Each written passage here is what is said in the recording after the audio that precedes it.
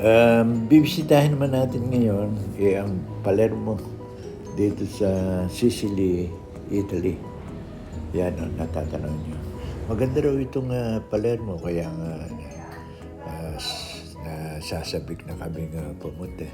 Pero sa ngayon, umaga pa at mag-aapusan muna kami bago kami magpunta ron.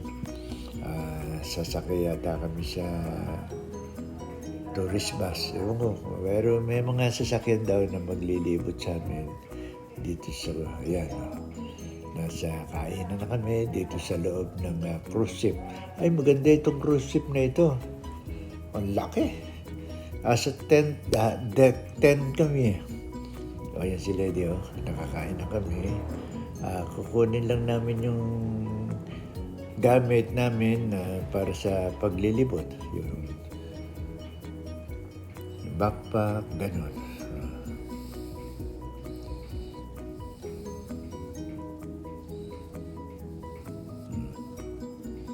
Yan.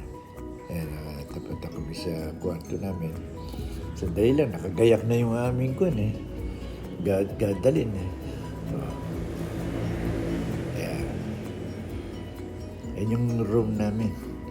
Isang araw, pakikita ko sa inyo. Madalian kasi ito pag labas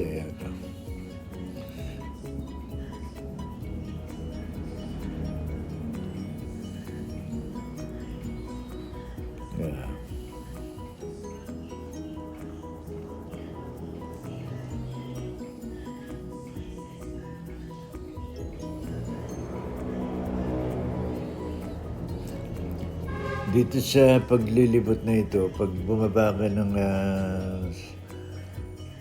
pagbaba mo ng cruise ship, kailangan dala-dala mo yung ID. Yung ID rito sa cruise ship. Kasi pagbalik mo, halimbawa, dumating ka, pumunta kayo sa ibang lugar, pagbabalik mo, hanapin sa iyo. Baka hindi ka papasukin pagka wala yung katibayan na ikaw sakay ng cruise ship na yun. Mahigpit ang costume sa ganun. Ang ibig kaya katulad ngayon, nandito nga kami sa Italy. Ang visa kasi namin, Spain. Tuwing bababa kami, laging nakakuan yung yun, nasa nakakwintas pa kay Lady yung sa kanya. Kaya ako nasa pitaka lang Yun din ang susi sa kwarto. Nandito na kami ngayon sa abangan ng sasakyan, yung magdadala sa amin. At yung parang daya po. Ayan, so, may mga bunga na rin. So, ayan, parang daya. So, hindi naman pinipitas. Ay, doon pala sa misa na nakapitas si Odit ay mapait daw. Sa ibang lugar, kung saan yung napuntahan namin na Odit na yun. Sa France yata. Hindi ako gano'ng nakapag-vlog sa France kasi konti lang naman ang pinuntahan namin doon sa France. Hindi gano'ng kasi hindi kami sa Paris nagpunta, malayo Sa gilid lang kami halos ng France, sa lugar lang. Hindi pa namin maintindihan yung sinasabi ng aming guide. So, yan ako po nag-aantay. Yung anak namin. Nakasakay na kami dito sa magdadala sa amin sa iba't ibang lugar nitong Palermo.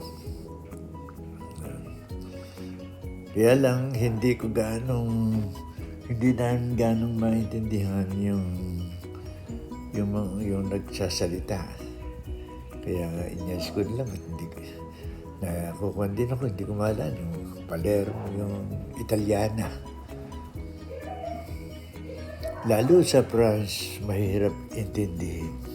Kahit na English ang sinasabi, mahirap.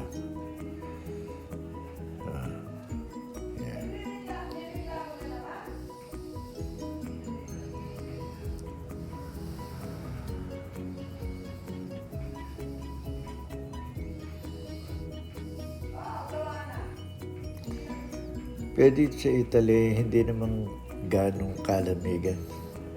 Hindi ka mukha rin sa Spain. Akin dito pala ang klima kapag ang dapat na punta rito yung halos anong buwan to? Yung matatapos na yung winter ang kinakailangan punta rito. Kasi nga malamig din. Sabagay, kahit saan man yan, dito sa Europe, malamig eh. Nakakasakit lang ng ulo.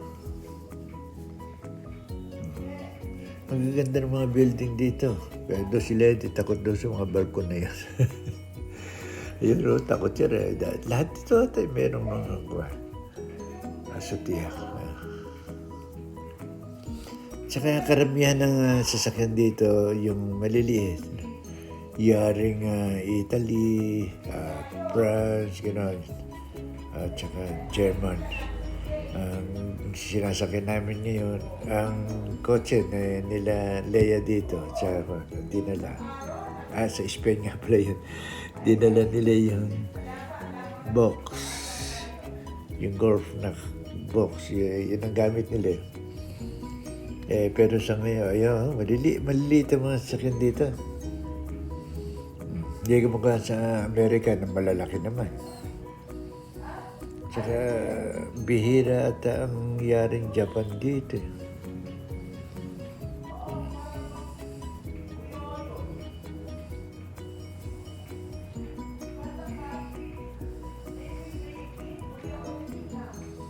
Ayan, no?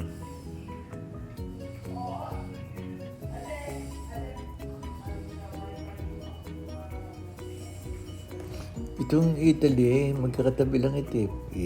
Spain, France, Italy.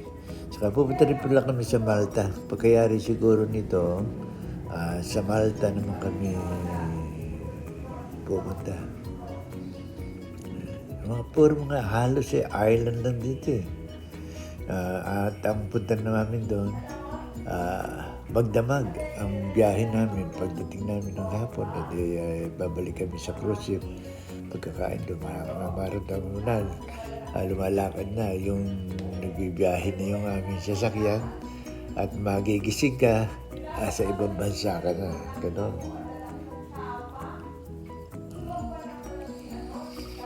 Pero masarap naman sumakay dito.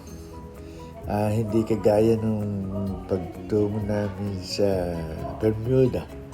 Kasi pagtungo ng Bermuda, tatawirin mo yung North Atlantic Ocean.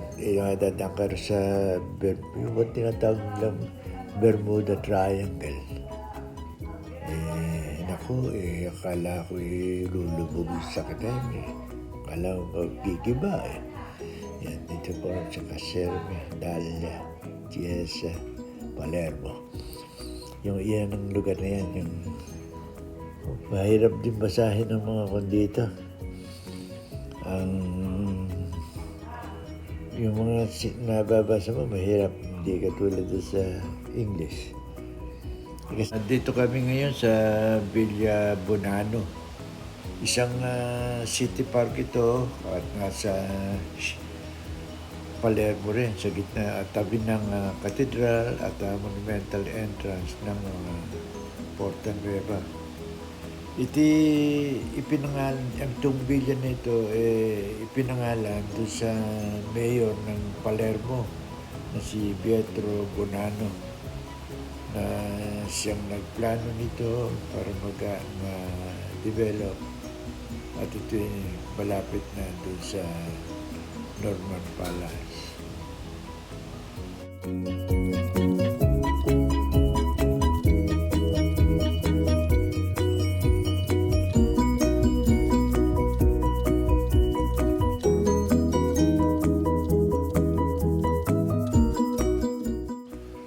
Sa Barcelona, pagbabalik namin doon, medyo matatagal lang kami sa Barcelona. Siguro halos kalahating buwan na, Halos sa kalahating buwan kami doon sa Barcelona, Palalaya. Kasi kasama namin si Odette. Pero sila dahil si Oda at saka sila, mauna na sila sa aming umuwi. Diretso na sila ng Amerika. Kami naman, pagkagaling ng Barcelona at pag-uwi namin, diretso na kami sa Philippines. Di kami babalik ng US para pumunta ng Philippines. Malalayo masyado, mahaba ang biyahe namin. Yeah. Lilibot na lang kami ng lilibot muna sa Spain. Yeah.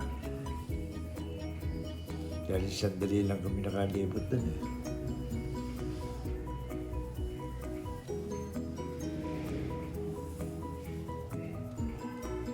Diba? Kay Sir Cos Criso, mahirap basahin ng mga kandita. Sabi, banggit. Mahirap pa i-pronounce yung mga lugar nila.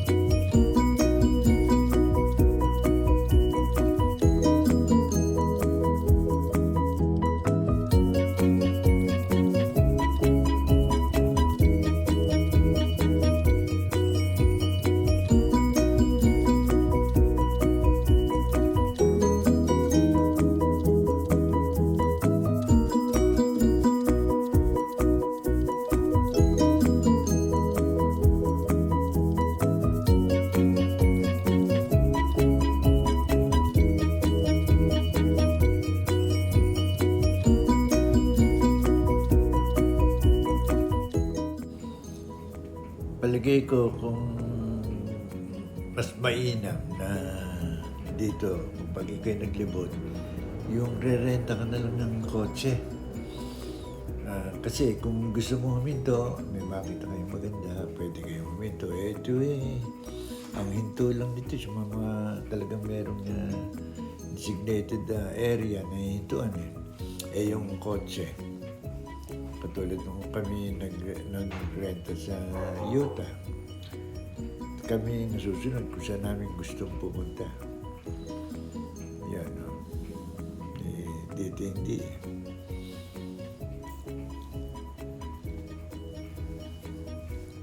Masarap yung may sariling sasakyan dala. Patulad din nung punta kami ng Canada, may dala kaming kotse. Mainam, nakikita mo lahat. Takbo na takbo. Parang napunta kami ng Colorado, nahirapan kami. Takbo lang ng takbo yung bus.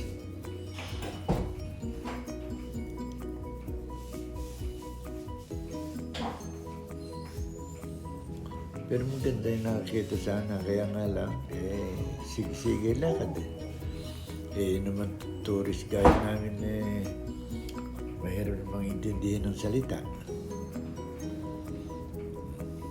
English nga kung siya hindi na alam hindi English, garil pa. Yun.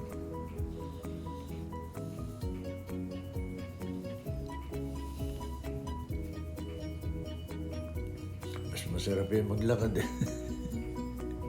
Yan lang masyadong mahaba lalakarin mo rito.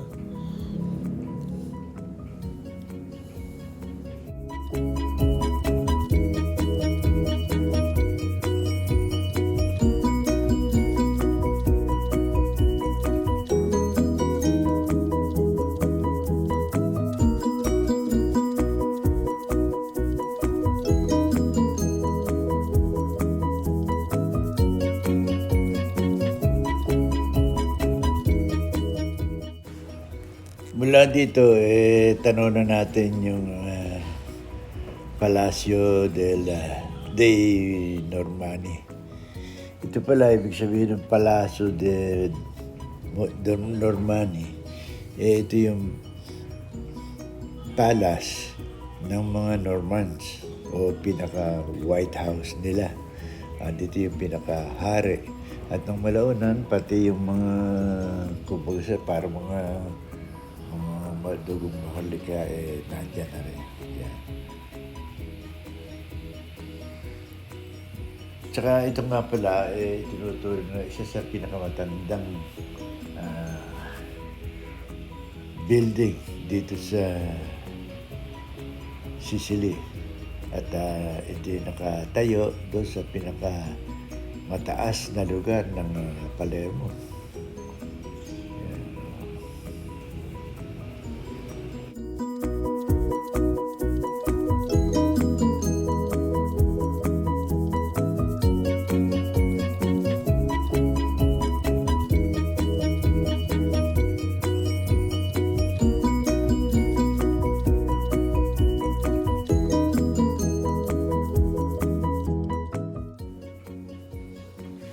Sinasabi pa rin na ito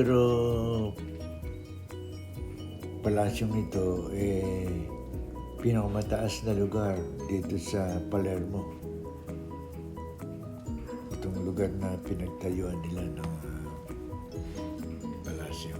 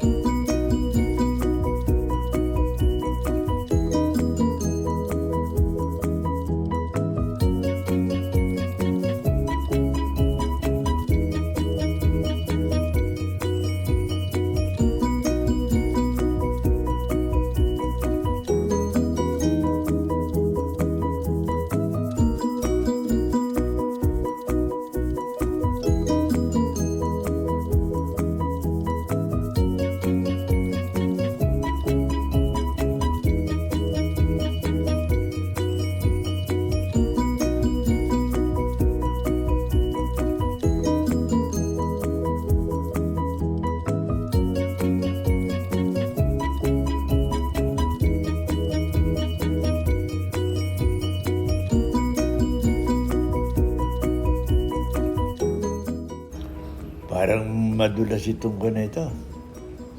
Madulas yung sahig. Kumikislap eh. Nakakatakot na maglakad ng matuloy. Kaya sila di kapit kamay. Parang marble. Kaya malinis talaga. So, ito yung Palacio del Normanni. Maraming nandito na sa loob ngayon. Hindi lang may simbahan, mayroong lugar na parang museum, may Picasso. Marami tirahan ito at yung hari nga, sabi sa inyo, naging White House ito noong araw. Pero ngayon parang museum. Natural yung kanya, natural yung halaman na yun. Bilang sa taas ka.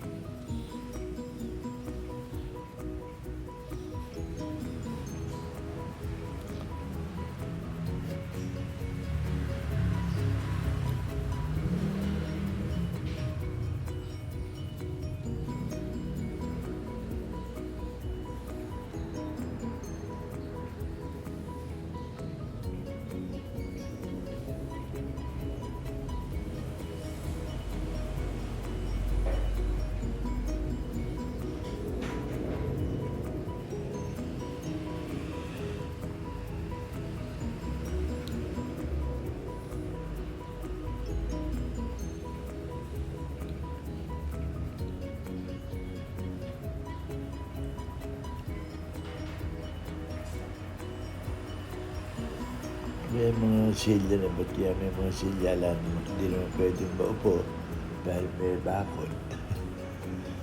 Ribo na yun. Siguro pag may okasyon. Yan ang pinaka-charge dito sa loob ng palasyo.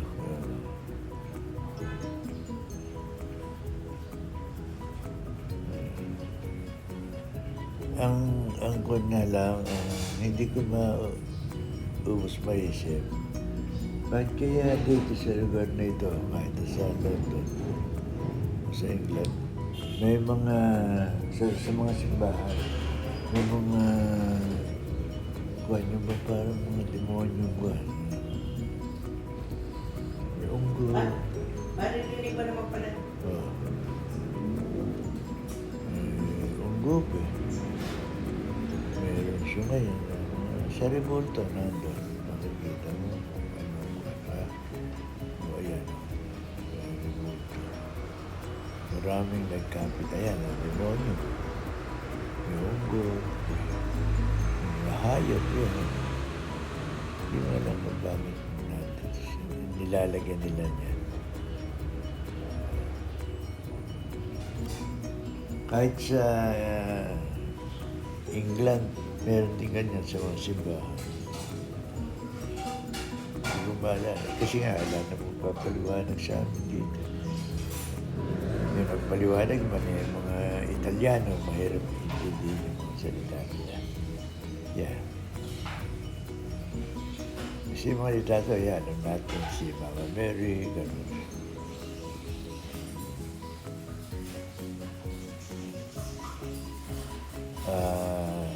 Medyo gabi na, papagabi na. At yung sasakyan, yung bus, baka mamaya may orasyon, no? Pag ito, kaya kami pupunta na rin sa paradahan ng mga tourist bus. Yun ang mahirap sa mga bus. Nagmamadali ka. Hindi ka mukha nung may sarili kang sasakyan. Sige. Nakakarenta naman ng mga sasakyan dito kahit sa bansa. Renta ka. Maghapon mong gagamitin yung gusto, isang linggo. Yun. Okay, kung makakarating ka naman dito ng Bailan, hindi magkukotse ka. Matagal. Matagal ba yung makarating dito? Yung biyahe namin mula Boston hanggang dito sa Spain, 11 oras yata. Di sa by car, matagal yun.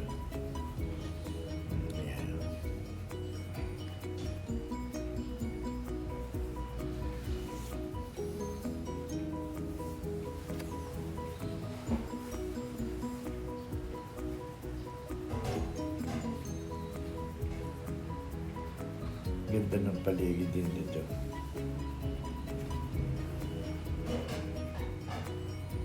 Yan, nakasakay na kami pabalik na kami sa cruise ship.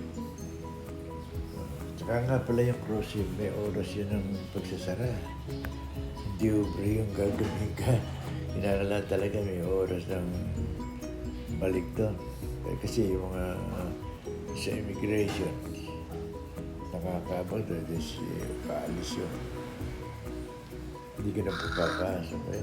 May dilim na. Okay, hanggang dito na lang. At babalik na kami sa cruise ship at magpapahinga. Sana nag-enjoy kayo dito sa video nito. Hanggang sa muli.